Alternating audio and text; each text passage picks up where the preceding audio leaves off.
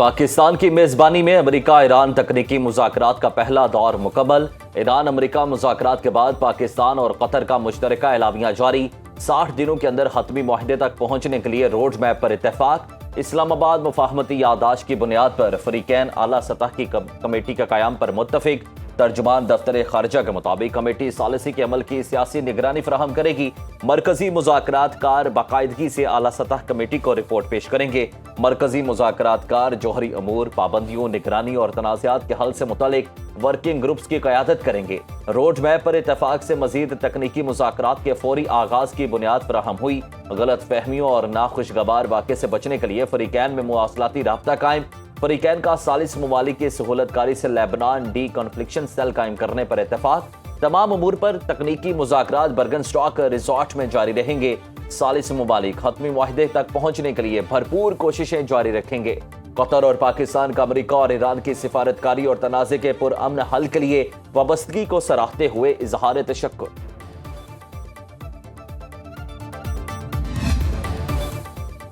پاکستان اور قطر کی ثالثی میں مذاکرات میں پیش رفت ہوئی۔ ایران کو کچھ منجمد اثاثے جاری، بحری ناکہ بندی بھی اٹھا لی گئی۔ ایرانی وزیر خارجہ عباس اراغچی کا کہنا ہے ایران کے لیے تیل اور پیٹرو کیمیکل کی برآمدات پر پابندیاں ختم کر دی گئی۔ حتمی معاہدے کے آغاز کے لیے مذاکرات کی بنیاد رکھنے پر بات چیت کی گئی۔ لبنان جنگ کے خاتمے کے لیے بھی بڑی پیش رفت ہوئی ہے۔ ایران کے لیے بڑے پیمانے پر تعمیر نو اور ترقیاتی منصوبے کا آغاز کر دیا گیا۔ تمام پیش رفت کا پہلا حقیقی امتحان لبنان ڈی کنفلکشن سیل ہوگا۔ ایرانی وفد کے سربراہ باقر کالیباف نے کہا امن کے لیے پاکستان کا کردار شاندار رہا۔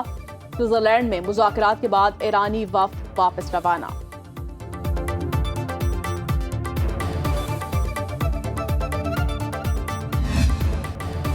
امریکی نائب صدر جے ڈی وینس کی وزیر اعظم شہباز شریف اور فیلڈ مارشل سید عاصم منیر کی تعریف۔ کہا فیلڈ مارشل کی حکمت عملی نہ ہوتی تو شاید ہم یہاں نہ ہوتے۔ فیلڈ مارشل نے خود کو عظیم ملٹری لیڈر کے ساتھ بہترین سفارتکار کے طور پر بھی منوایا۔ 3 ماہ کے دوران ان کے ساتھ کئی بار گفتگو کی۔ امریکی نائب صدر نے ایران کے ساتھ نئے تعلقات قائم کرنے کے لیے شرائط بتا دی۔ جے ڈی وینس نے کہا کہ تہران نیوکلیئر پروگرام ختم کر دے تو امریکہ ایران کے ساتھ نئے سرے سے تعلقات بنائے گا۔ ایرانی قیادت کو علاقائی عدم استحکام کا باعث بننا چھوڑنا ہوگا۔ ہم سفارتکاری کے ذریعے مشرق وسطی میں تبدیلی لانا چاہتے ہیں، ایسا مستقبل دیکھ رہے ہیں جہاں سب کے لیے امن و خوشحالی ہوگی۔ ایرانی نیوکلیئر پروگرام کے خاتمے کے بعد اب ہمیں آگے بڑھنا ہے۔ اسلام آباد ڈائیلاگ سے پہلے کبھی نہیں ہوا۔ ایران اور امریکہ نے اعلیٰ سطح پر مذاکرات کیے ہوں۔ جے ڈی وینس نے پاکستان کے لیے محبت کا اظہار کرتے ہوئے وی لو پاکستان کہا۔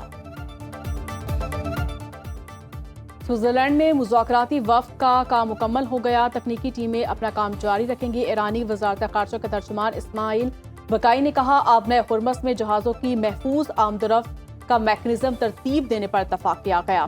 حتمی معاہدے کے آغاز کے لیے مذاکرات کی بنیاد رکھنے پر بات چیت کی گئی۔ بات چیت میں دوسرے فریق کی ذمہ داریوں پر عمل درآمد سے متعلق اچھی پیش رفت ہوئی۔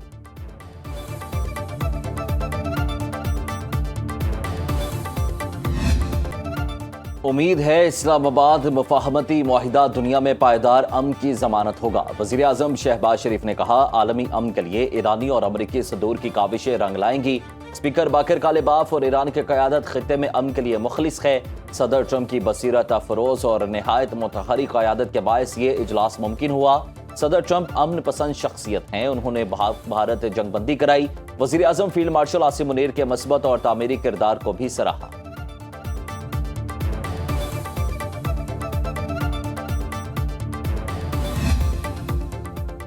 امریکی صدر ٹرمپ کی مذاکرات کے دوران ایران کو دھمکی اگر لبنان میں ایران نے اپنے حمایت یافتہ گروہوں کو مسائل پیدا کرنے سے نہ روکا تو اسے دوبارہ نشانہ بنایا جا سکتا ہے۔ سوئٹزرلینڈ میں دونوں ممالک کے درمیان بات چیت کے آغاز کے موقع پر امریکی صدر نے کہا ایران لبنان میں اپنے بھاری معاوضہ لینے والے گروہوں کو مسائل پیدا کرنے سے فوری طور پر روکے، ایسا نہ کرنے پر ایران پر دوبارہ پہلے سے زیادہ سخت حملہ کریں گے۔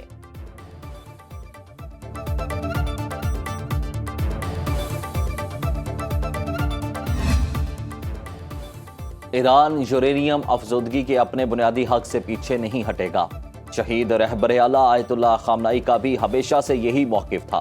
صدر مسعود پزیشکیان نے کہا کہ دوسرے فریق کے پاس ایران کے اس بنیادی حق کو تسلیم کرنے کے سوا کوئی چارہ نہیں۔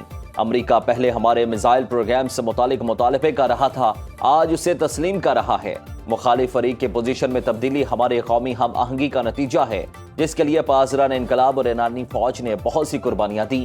ایرانی پارلیمان کے اسپیکر اور مذاکراتی وفد کے سربراہ باقر غالباف کا ٹرمپ کو جواب، کہا امریکی اپنے بیانات میں احتیاط کریں، ہماری افواج جواب دینے کو تیار ہیں، ہم امریکیوں کی دھمکیوں کو کسی حیثیت میں شمار نہیں کرتے۔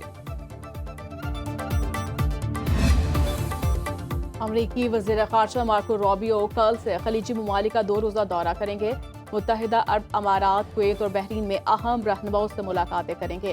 امریکی وزارت خارجہ سے جاری بیان کے مطابق مارکو روبیو خطے سے متعلق اہم امور پر بات چیت کریں گے۔ امریکہ ایران معاہدے، آبنۂ ہرمز اور خطے میں امن و استحکام شامل۔ امریکی وزیر خارجہ بحرین میں خلیج تعاون کونسل کے رکن ممالک کے نمائندوں سے بھی ملیں گے۔ خطے کے ممالک کی مشترکہ ترجیحات اور باہمی دلچسپی کے امور پر تبادلہ خیال کیا جائے گا۔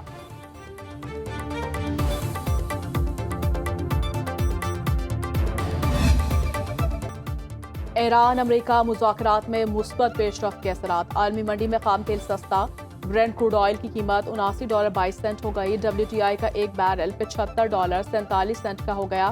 گولڈ مارکیٹ میں سونا $4197 فی اونس فروخت۔ ایشیائی اسٹاک مارکیٹ میں ہفتے کا مثبت آغاز۔ پاکستان اسٹاک مارکیٹ میں 310 پوائنٹس کا اضافہ۔ 100 انڈیکس میں 1,79,233 کی سطح پر ٹریڈنگ۔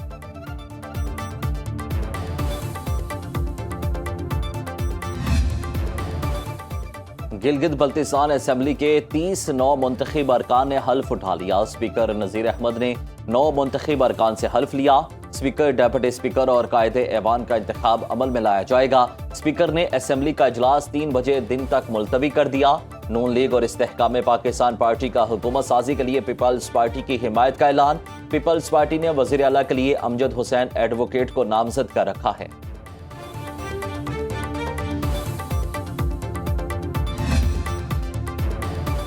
وزیر اعلیٰ پنجاب مریم نواز کا پنجاب کی بیٹیوں کے لیے سحر پروگرام لاہور، فیصل آباد، راولپنڈی، ملتان اور گجرانوالہ میں ہاسپٹیلٹی ٹریننگ کورس مکمل۔ سحر ٹریننگ خواتین کو laptop, internet device, data package اور بہانہ وظیفہ بھی ملے گا۔ مریم نواز نے کہا، عورت معاشی طور پر مضبوط ہوگی تو ملک ترقی کرے گا۔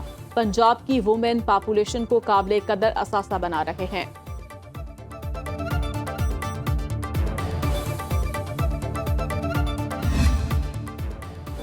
ڈرگ ڈیلر انمول پنکی کے سہولتکار عاقب اور غلام عباس سٹی کورٹ کراچی میں پیش۔ مقدمے میں انمول پنکی کی گرفتاری نہ ڈالنے پر عدالت کا اظہار برہمی۔ ریمارکس دیے، آپ کو اتنی توفیق نہیں ہو رہی کہ 1 ماہ سے گرفتار ملزمہ کی گرفتاری ڈال سکیں۔ جو افسر جیل میں قید ملزمہ کی گرفتاری نہیں ڈال سکتا وہ تفتیش کیا کرے گا؟ سرکاری وکیل نے یقین دہانی کرائی، تفتیشی افسر ملزمہ کی گرفتاری آج ہی ڈال دے گا۔ عدالت نے دونوں ملزمان کے جسمانی ریمانڈ میں 2 دن کی توسیع کی۔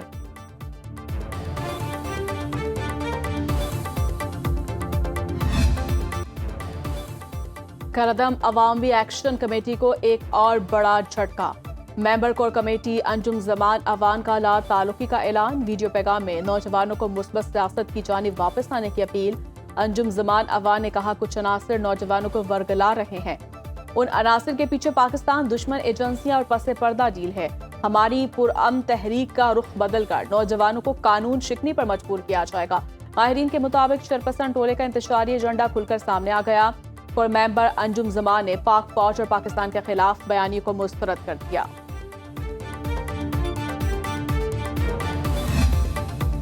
فتنہ ہندوستان سے منسلک دہشت گردوں کے سہولتکار ساجد احمد کو 14 سال قید کی سزا۔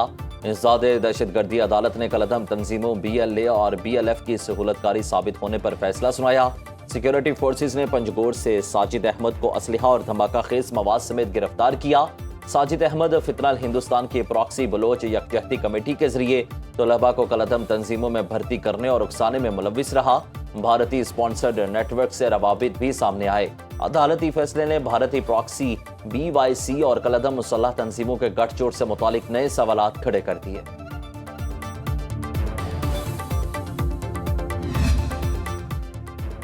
بھارت کی کاکروچ تحریک کا وزیر تعلیم دھرمیندر پردھان کے استعفے تک دھرنا دینے کا اعلان۔ شدید گرمی کے باوجود سینکڑوں مظاہرین دہلی کی سڑکوں اور فٹ پاتھوں پر بیٹھ گئے۔ پولیس کی بھاری نفری تعینات، نوجوانوں کی پارٹی کا امتحانی پرچے لیک ہونے اور نتائج میں بے ضابطگیوں کے خلاف احتجاج۔ भारत की 1 अरब 40 करोड़ आबादी में से 50% की उम्र 25 साल से कम है।